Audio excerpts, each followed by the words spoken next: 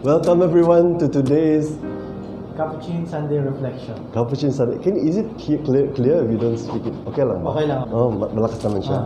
Oh, sige. Sagrado. You notice we just changed our style, our concept for this week.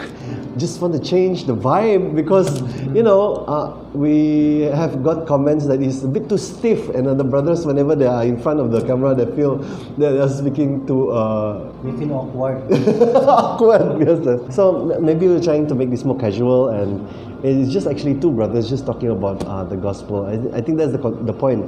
And this Sunday is, oh my goodness, the year has passed so fast, and Christmas is coming. But first, All Saints Day. This is November 1. November 1. That's right. On our Philippine culture, November 1 always seems to be a time for visiting our dead relatives, no?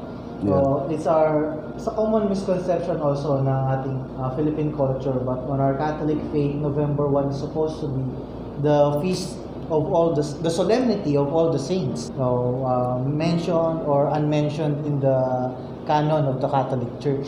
So ngayon, kahit pa paano, imbis na mas nangingibabaw na ngayon yung pagdiriwang ng mga santo. Tapos November 2, yung araw para sa ating mga yumaong mga mahal sa buhay.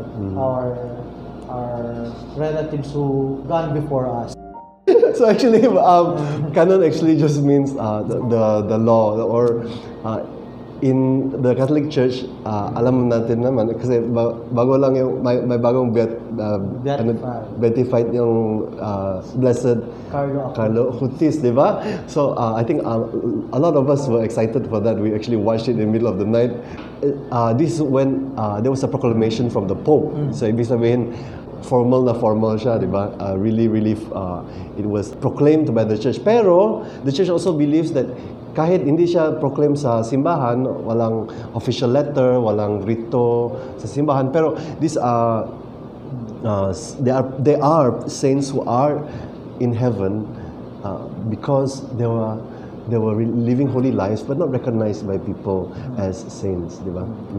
So let's get into it. The first reading for this week is from Revelation 7 to 4, 9 to 14. So Revelation 7 verse 2 to 4, 9 to 14. So this is a very, very famous kasi pareho lang yung readings every week, di ba? Every year. So this is a very, very beautiful reading, di ba? Yes. And pinapakita doon yung what we will be in the future after we come to the end of our lives, holding our palm branches, praising God. That will be a beautiful sight to see.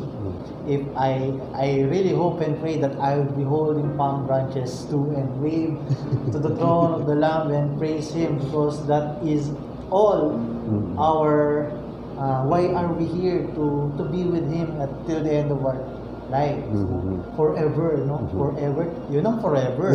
Forever, di ba? Sinasabi mo lang forever, di ba? But in God, there is always forever. It's never only about now. It's always the vision about what is to come. So, brothers and sisters, when we are talking about the image of the Mass even, it's never just about what's happening in front of you, but there are things that are beyond us. There are saints and angels with us, di ba? We remember in the preface, the priest will say, and now we join all the choirs of angels and saints singing your praises, di ba? And we sing that song, Holy, Holy, Holy Lord.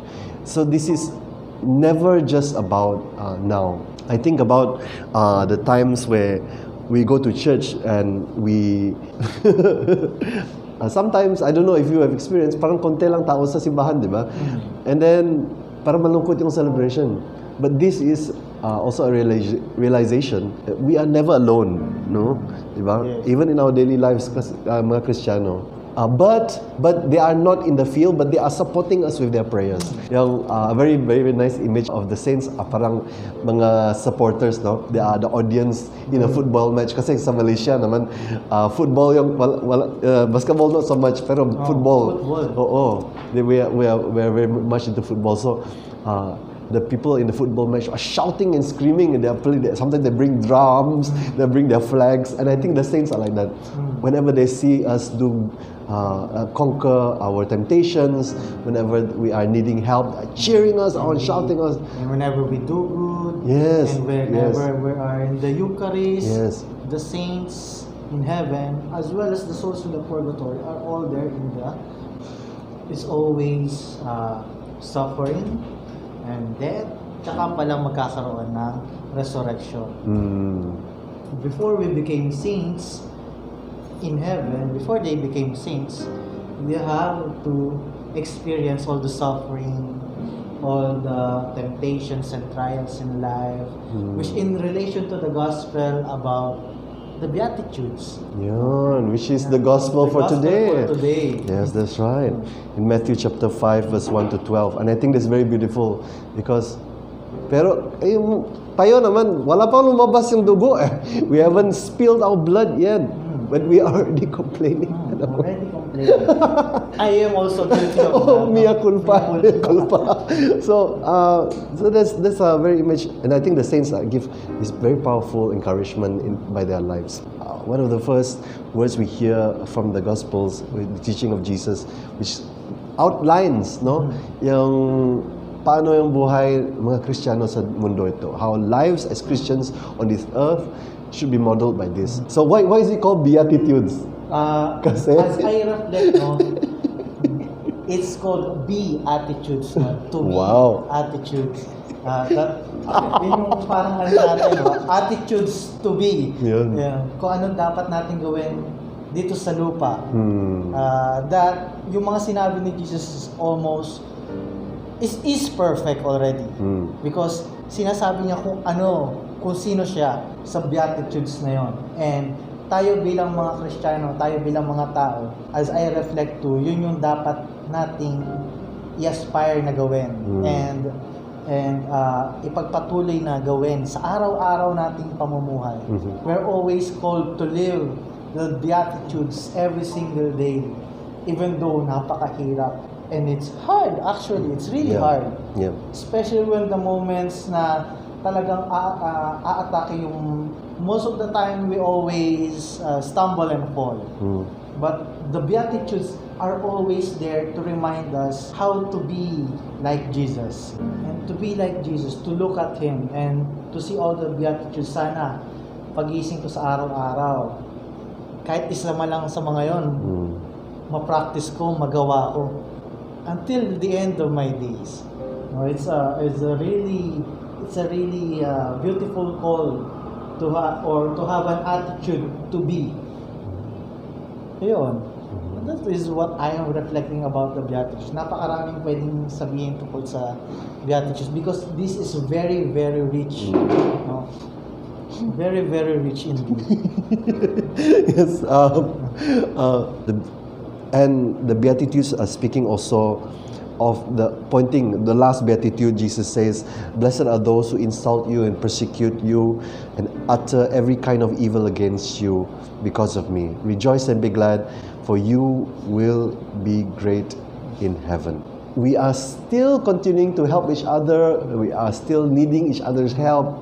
Even those in purgatory needs our prayers. Those in heaven are praying for all of us.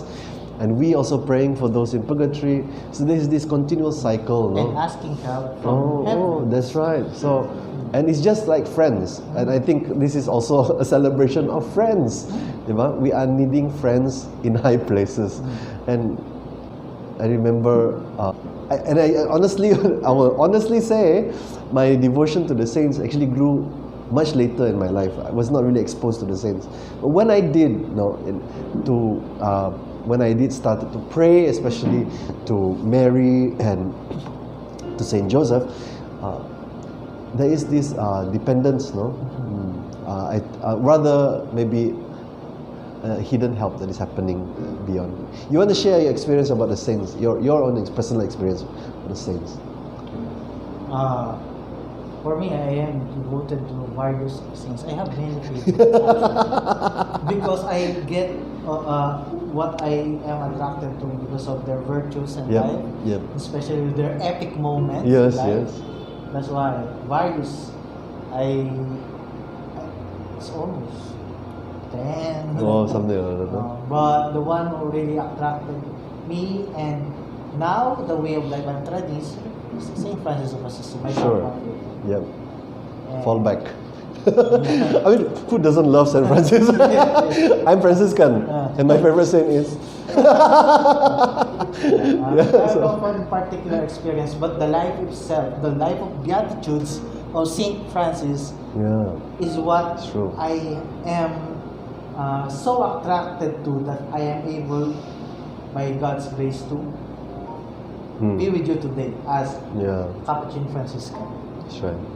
And that experience, nothing in particular, but every day, it's a wonderful experience of living out the Beatitudes. Every single day, we have all the opportunity to live it out. And we have a whole lifetime to live it out. And it will not just be one particular experience for me. Especially with the viewers, we all strive to live in Beatitudes every single day. Especially when we have the difficulty to live life to the full, especially nowadays. The Beatitudes may guide us to have fruits in the future. And that fruit is heaven itself. Holiness itself, God Himself. In the end, the fruit will be there waiting in heaven. I just want to say before we end, it's very important for everyone who is watching to remember that we do not worship saints, okay? Yeah, we don't worship saints. Our brothers and sisters who are criticizing the Catholic faith and who is undermining or criticizing anything Catholic. We do not worship saints. No. We venerate them, we respect them, and the example of their lives keeps us inspired to be more like Jesus. That is what the saints are to us. Yes, that's right. Not carven images of them. Yes. Not worshiping them per se. Yes, that's right. We do not worship them. They are humans like us. But they are the ones who are already in heaven with God and praying to God for us. Attribute. If you call a saint they would quickly say, "No, I am not. I'm the greatest sinner." In fact, Saint Francis himself, whenever he's when he prays, one of the first prayers we find in Thomas of Celano written about him, he says that, "Who are you, O God? And who am I, a worm?" A worm and no man. Not man. So they see, they recognize their sinfulness. So the saints, whenever we look at them, they are pointing to God. And that is very beautiful. And the greatest praise we can give to a saint, this is from this book that I'm reading. It says that the greatest praise you can give to a saint is imitating them. So when you imitate a saint who loves God, you are imitating their love for God. You try to emulate it. You try to see, because they prayed a lot, because they rejected sin, So this is, in fact, saints are teaching us to be better Christians. So there is nothing bad about that. There is no idolatry, because the saints, true saints, point other people to God, which reflection. Are we pointing other people to God in our actions? How do we live this life? Is it in imitation of Christ, or is it trying to point people to ourselves? This is what we have to do. Not be afraid, especially in this time.